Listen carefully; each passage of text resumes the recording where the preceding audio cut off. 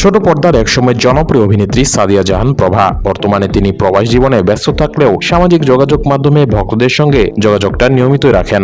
সম্প্রতি নিজের ব্যক্তিগত জীবন, বিশেষ করে বিয়ে ও সন্তান নিয়ে ভক্তদের অনাকাঙ্ক্ষিত প্রশ্নের সম্মুখীন হয়ে এক ভিডিও বার্তায় নিজের ক্ষোভ ও আক্ষেপ প্রকাশ করেছেন এই অভিনেত্রী।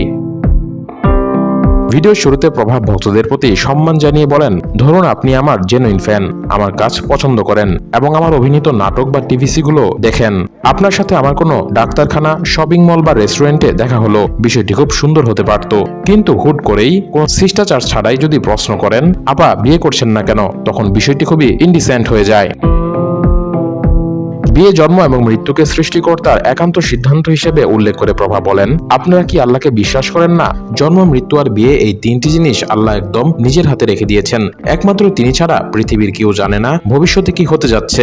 আমার কপালে যদি বিয়ে লেখা থাকে তবে আপনি না চাইলেও তা হবে, আর যদি আমার জন্য তা লেখা না থাকে তবে আমি জোর করে তা করতে পারবো না।